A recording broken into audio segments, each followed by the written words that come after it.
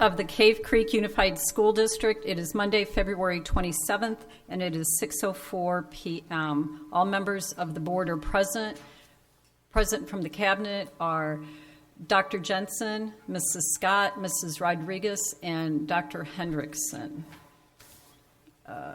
Please stand for the Pledge of Allegiance. I pledge allegiance to the flag of the United States of America and to the republic for which it stands, one nation, under God, indivisible, with liberty and justice for all. Oops, I did that backwards. Is there a motion to accept the agenda as presented? So moved. Second. Are there any changes to the agenda?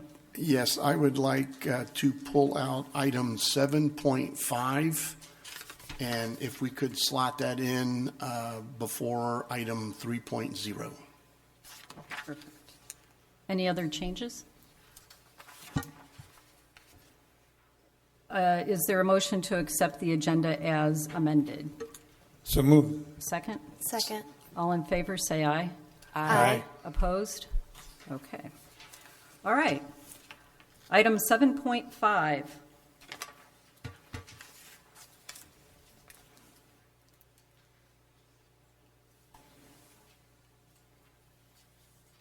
Okay. I am moving to appoint Mrs. Rodriguez as the acting superintendent and delegate the acting superintendent with the powers and authorities of the superintendent under the governing board policies and procedures, including but not limited to executing employment contracts. Is there a motion to approve this? So moved. Is there a second? Second. All in favor, say aye. Aye. Those opposed? Motion passes. Congratulations, Mrs. Rodriguez. I would like to make a little statement here. Mrs. Rodriguez has over 20 years of cabinet experience with school districts in the Valley. Her financial expertise, coupled with her administration experience, will lend itself to moving the district forward in a positive light. Mrs. Rodriguez is keenly aware of the needs and issues currently facing our staff and students. She is committed to working diligently to reestablishing a cohesive environment in which all will thrive and to make the remainder of the school year a positive and successful teaching and learning environment for all. Congratulations, and thank you for your service.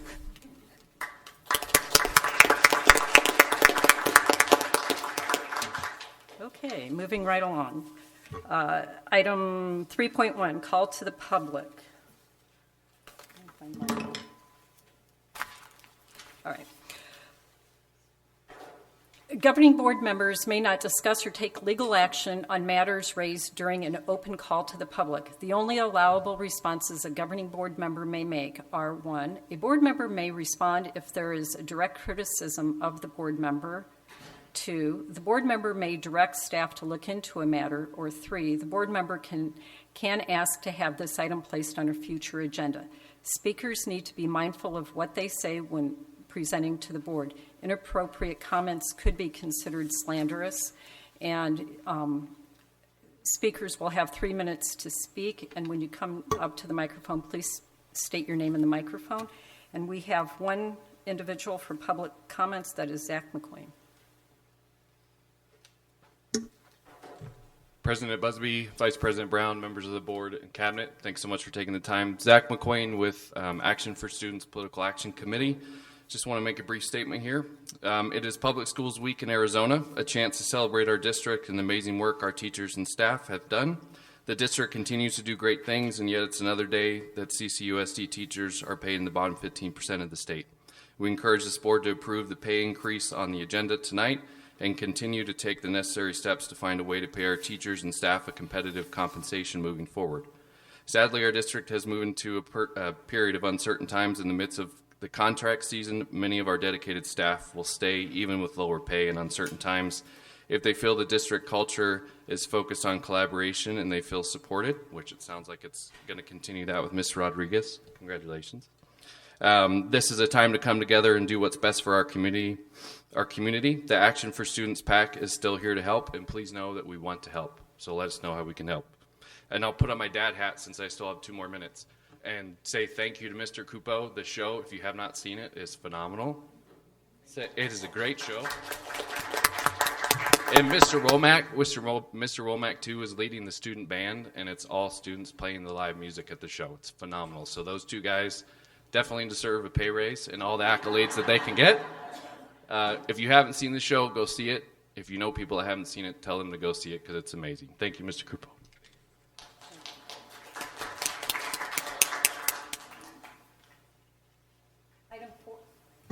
Item 4.1, the audit presentation.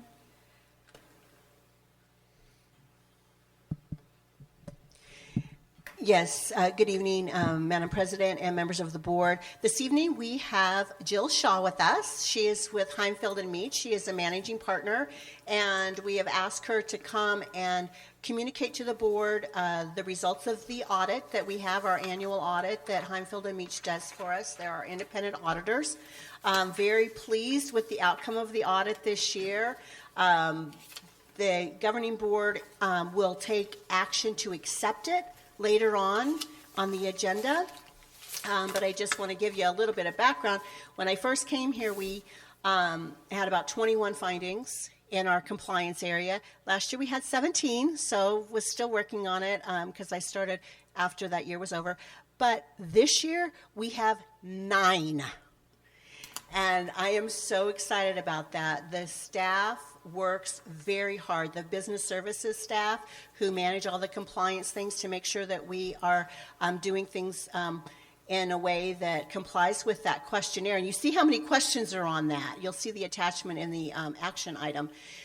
But what we've also done, which is very helpful, because it just doesn't happen in the business office. It happens out at the schools as well, is we've really put in some intensive training for our administrative assistant staffs and our secretaries and our registrars, people who actually take care of some of the documentation that's required for the audit. So I'd like to congratulate everybody who is involved in whatever purchasing and student attendance and transportation documentation, because they've all done a very fine job this year.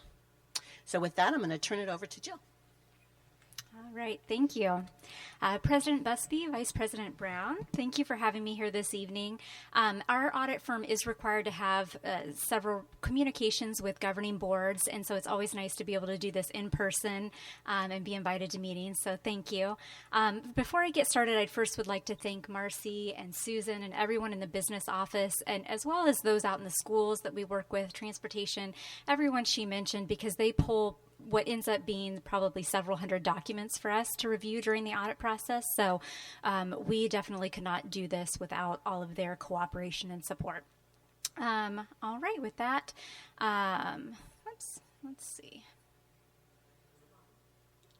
It is not on. There we go. Thank you. All right, so we are the external audit firm, Heimfeld Meach, and I'm the engagement partner that oversees the audit process. We are an independent firm that's procured through the RFP procurement process. This fiscal 22 audit that we just did was the first year of a new 5-year contract. And within the scope of our services, we do an audit in accordance with auditing standards, government auditing standards, as well as uniform guidance, which is the federal guidelines that govern the audit. As well, we do what is called Uniform System of Financial Records, so the USFR, which is the state compliance portion of the audit. So the audit is really threefold. So this just gives you an idea of the different reports issued as a result of the audit. We do have the communication to governance, which I'll go over some of those items in a bit. The annual comprehensive financial report contains the financial statements. The single audit report covers the federal portion of the audit, and then the USFR covers the state portion. So the audit timeline, it ends up being about a 9-month process from start to finish. We begin in May with the engagement letter, and then before the fiscal year ends, June 30th, we come out and we do preliminary field work, and we primarily look at compliance-related items, so compliance with state statutes, federal guidelines, and then we come back out in October after the fiscal year end has been closed and the AFR has been filed after October 15th, and that's when we concentrate mainly on the financial statement portion of the audit. The audit report this year was issued December 16th, our opinion on the financial statements, and then on January 7th, the report was filed with the Federal Audit Clearinghouse, and then February 7th, the state USFR compliance questionnaire was finalized. So several of the things that we're required to communicate are, first, if there were any new audit standards issued. This year there was a new statement regarding leases that was implemented. So what that resulted in, not too many changes to any lease payables, but there is a new lease receivable in the financial statements that was required to be recorded. And that has to do with the district's leases for cell phone towers. So that resulted in a new $2 million lease receivable being recorded. There are several estimates in the financial statements, as there are every year. The biggest estimate is the pension liability that is recorded with ASRS, and that number is determined through an actuarial determination that ASRS, they have actuaries that they work with to determine that number. Another estimate is the fixed assets, the capital items, the depreciation is based on estimated useful lives for those assets. So we're just required to put that out there, that there are a few estimates within the financial statements. Some good news, there were no significant audit adjustments that we had to recommend as a result of the audit, so we did not find any material errors in the financial statements. We had no difficulties in performing the audit, no disagreements with management on how to apply accounting procedures or policies, things of that nature. At the end of the audit, management did sign the representation letter, which states that they've given us everything that we needed to conduct the audit, and they're taking responsibility for the financial statements. And then we are also required to communicate about our independence requirements. As CPAs, we have to adhere to strict independence rules and regulations, and so we have procedures in place on our end to ensure that we are independent. The first report that gets issued as a result of the audit is the ACFR, so the Annual Comprehensive Financial Report, and this is the largest report that contains the district's financial statements as well as our independent auditor's report. So for fiscal year end 22, we did issue a unmodified opinion, which is also known as a clean opinion. So that's great news. That's the best independent auditor's report type that the district can get. And we've highlighted just some pages there that you may want to browse when you have time. The management's discussion and analysis gives a good overview of the financial statements and how the numbers have changed and why they changed. The government-wide financial statements are the financial statements all in one column, similar to how a business would present their financial statements. And then the fund financial statements are presented based on the different funds like M&O, grant funds, capital funds that you're used to seeing within the budget and the AFR reports that you approve. And then lastly, the statistical section there, while it's unaudited, it does provide some interesting data on 10-year trends of financial information, such as 10-year trends of revenue, expenses, ADM, enrollment figures. So a lot of people find that section interesting as well. The next report that's issued is the single audit report, and this report is required because the district spends more than $750,000 in federal awards. Each year we're required to rotate and look at different federal programs. This year we audited the Title I, the ESSER, and the IDEA special education programs. Through that portion of the audit, we did not identify any non-compliance with those federal programs, so we pull samples of expenditures out of those programs and ensure that they're being used in accordance with the regulations over those programs. If the district had any more significant findings, we call them material weaknesses or significant deficiencies, they would have appeared in this report. And this year we did not identify any of those more serious findings, so that's great news in this report. And then the last report that gets issued is the USFR compliance questionnaire. This is about a 40-page document that the Auditor General's Office, the State Auditor General's Office, has identified that as auditors, they would like us to look into these various areas that help determine compliance with state statutes. So this is where a lot of the other district departments get involved, like transportation, procurement, the student attendance.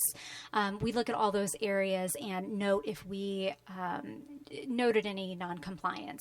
There are a few minor issues or items noted within the USFR, but as I mentioned, they're not of a serious nature. If they were, they would have been included in that single audit reporting package. So just to sum up things, it's always good news when we did not have to make any audit adjustments and when the reports are filed on time. So the district did meet the December 31st filing deadline to be able to file for ASBO International and GFOA financial reporting awards. So those are awards that the district has received for many years to show that they have good reporting over their financial practices. Because it was done by December, it also was well before the February 1st continuing bond disclosure deadline on the Emma website. So those disclosures were able to be done.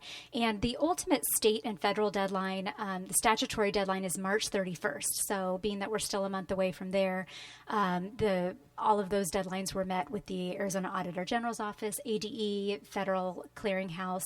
The reports have been filed with those entities. And as Ms. Rodriguez mentioned, later on you'll have the opportunity to accept the audit reports.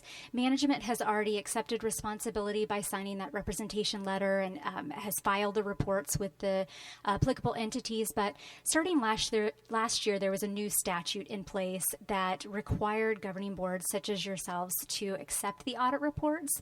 And the spirit behind that was that to provide transparency to boards about the audit process and various audit reports. Even before this statute was in place, as long as I've been working with the district, they have brought audit reports to the board to review. So this just more formalized the matter and made sure that all districts had the kind of transparency and best practices that Cave Creek has in years past. So with that, I'm happy to answer any questions you have over the audit process or audit reports that were issued. I don't know that I really have any questions, but I do want to congratulate Marcy and everyone in the district who was involved with this audit.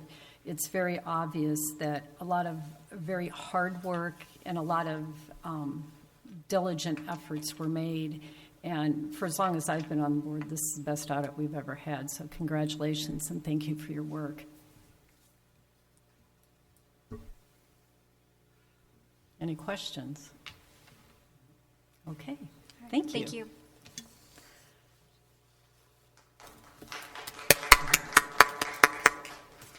All right, action consent. Is there a motion to approve action consent as presented? So moved. A second? Second. All in favor, say aye. Aye. Opposed? Motion passes. All right.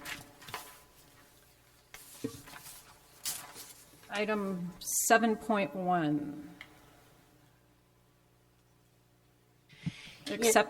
Go ahead. No, go ahead. I move that the governing board publicly accept the 2021-2022 single audit annual comprehensive financial report and the compliance questionnaire as presented. So moved. Is there a second? Second. Any questions, comments? Okay. We're going to do a roll call vote on this. So, Vice President Brown? Aye. Member Walker? Aye. Member Fortney? Aye. I'm an aye. Member Elmer? Aye. Okay, motion passes. So, again, congratulations. 7.2, first and final reading of item IKBF. And this is presented by Mrs. Scott. President Busby, members of the board, we move that the governing board I'm reading yours. We move that the governing board approve the first and final reading of policy IKFB graduation exercises. We're working with the ESS Parent Engagement Council. We added some additional verbiage to the current policy that follows Mesa Public Schools with allowing our special education students to be able to walk at commencement along with their cohort if the IEP team then chooses at that point. So moved. Second. Any questions, comments? I would like to thank all of the parents who were involved in this. It's really important, and I appreciate time, effort, energy, and thoughtfulness that went into this, so thank you. Go ahead. Can you scroll down just next? I think what we added is, there we go, under that. Just for clarification, I know it has a lot of it coming, the principal in his or her discretion may recommend approval. And just want some clarification with the principal, because I believe parents have to request this still through their IEP team, and then it hits the principal, just to have that. They do. Is that correct? Yes, President Busby, members of the board. They do, as part of IDEA, especially with graduation commencement exercises and transition plans, that all has to go through the entire IEP team process. And in this case, the principal and administration usually acts as the district representative, and they're always a part of that IEP team. And so again, it's just that kind of formality.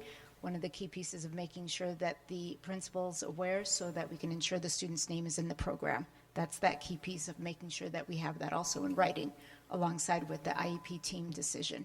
Okay. Michael, am I missing anything? All right. Okay. Any other questions? Okay, all in favor say aye. Aye. Opposed? Motion passes. Okay. Item 7.2. Where are we? That was 7-2. Policy BEDBA, agenda preparation and dissemination. All right, this was brought to the board on a previous agenda by Dr. Monroe. And at that time when it was first on the agenda, it was earmarked to be brought back, so here it is. Is there a motion on this so we can discuss it? We can't do anything without a motion. So moved. Is there a second? Second. Okay. The current policy that we have is not necessarily fall in line with what was recommended by ASBA. And the intent of this is to make it transparent with our efforts to put things on the board, and actually to make it cleaner and easier and more timely to have things on the board, because the current policy, we have to have an agenda item to decide if we want it on the agenda. We have to vote on it, and then it will come back to some other item. And realistically, it could, when it first appears on the agenda, it's a timely item, but by the time it gets to the point for us to discuss it, it may not be timely. And so, in a true effort to ensure that we have transparency, I think it's important we move back closer to what ASB has recommended. Their legal has looked at policies, and so what we have here is the recommended policy from ASBA, which would be presenting an item to be put on the agenda at least 5 business days before a board meeting. So there you have it. Any comments, questions, concerns? So, well, I was a little confused by this. So this one here with the strikeouts, that's our current one right now? Yes. And this one that is the copyrighted ASBA one, That's the one that we want to go with. Yes. Okay.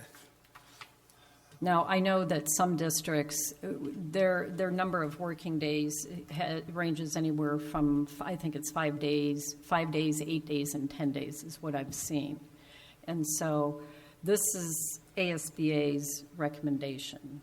And for what they recommend here as itself, that's what I'm proposing. Now, if we want a different number of days, we can put a different number of days in it. But the intent of the policy is the important piece here. So, is 5 days work? I mean, my question to administration is 5 days workable? Is it enough, not enough, too much? Yeah. Well, So, to answer your question, President Busby, members of the board, to answer that question is, what is the nature of the request? Because some of the requests may take a little more time and research. So even if we had the information 5 days prior, I think it would still be the discretion of the superintendent and the governing board president to determine, does it go on the very next meeting, or do we need a little more time to prepare, and it goes on the following meeting. So I think this gives us enough flexibility. If it was a very urgent matter, as you mentioned earlier, that kind of narrows that 5 days. But remember, with our board meetings being on a Monday, and us having to post and give the information to the board on a Wednesday, 5 days prior to a board meeting is going to be the Monday prior. So that only gives us like a 2-day window. So I would recommend that we at least go out 8, if not 10 days prior. okay. Is there a recommendation from anybody here? What number of days? I think we could do 8 days, Okay. because that's 8 working days, so that'd be a That week and takes a it to half. Friday, right? Week and a 8 half. work Now, business days? Also, keep in mind, as Mrs. Rodriguez pointed out, if there's an item that will require a lot of research, it may show up on the agenda as a future agenda item. So it will already be earmarked that it's coming. It's just not going to be on that agenda for discussion or a vote. So, Scott, you recommended 8 days? Yes, I think 8 should be fine. Okay. That puts us to the Wednesday, Yeah, 'cause Wednesday 10 is 2 before. weeks Yeah. before.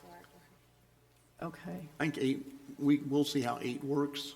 I mean, we can always, as we work through this in the next year, if we need to change it to 10, we can always review that policy. But I think starting, with that, putting us back at 8, I think is a doable number of working days. Does 8 work for the administration? Okay. Jeff, any comments? Well, my only comment really was, I don't know that this change really needs to be made. We were talking about transparency, and I think the public hearing us vote on it is pretty transparent. So I still don't think that it's really necessary to make these changes, but that's just my comment on that. Because if it's 8 days, then it's 8 days. Okay. Any comments? Nope. Okay, so I'm going to ask that we amend this slightly to approve policy BDBA with the ASBA recommended verbiage, changing 5 days to 8 days. Got that, Julia? So is there a motion? So moved. Is there a second? Second? Okay. All in favor, say aye. Aye. Aye. Opposed? Is this to accept this now? Yes. I'm going to oppose the change of this policy, yeah. Okay, so it passed 4-1. Okay. That was, okay. Item 7.4. Where are we? Approval of 2.5 increase for certified and classified and 1.5% increase for administration for fiscal year 2024, presented by Dr. Hendrickson. President Busby, members of the board, if I can first congratulate Mrs. Rodriguez on her appointment. She has the full confidence and vote of the administrative team here and our principals team as well, so we're excited to be continuing the work that we're doing, so thank you for that, number one. So as you recall, at our last governing board meeting, we went over the IBN recommendations and the process that we went through for working conditions and compensation as well. And so the outcome of those meetings was a recommendation for the following raises. So we move that the governing board approve a 2.5% increase for certified and classified staff and a 1.5% increase for administrative staff for the fiscal year 2024 as presented. So moved. Second. Any comments? I think it is a very well-deserved. Knowing what our financial situation is, in a perfect world, I wish it was about 10 times that. But if we have to go piece by piece to get there, so be it. And so I'm thrilled that we can offer something. I would just like to thank everyone that participated in that IBN negotiations. I know that's extra above and beyond the regular classroom or office duties. And I think you had 7 different meetings before you brought that to us. And it's a big task. And for that group, I do appreciate all their hard work, and their recommendation was greatly appreciated. Thank you. Okay, all in favor, say aye. Aye. Opposed? Motion passes. Congratulations. Okay, moving right along here.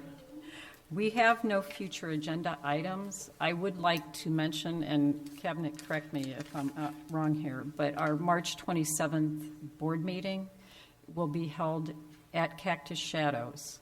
And the reason for that is we're going to be having road shows. I know some school districts take their board meetings to different schools as an opportunity to be more visible in the community. And so we're going to test drive it in March, since Cactus Shadows has a nice venue, nice and cozy for our students of the month.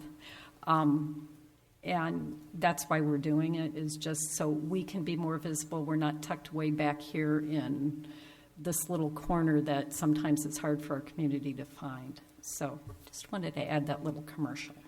So, is there a motion to adjourn? So moved. Second? Second. All in favor? Aye. Opposed? All right, we're done. It is 6:37.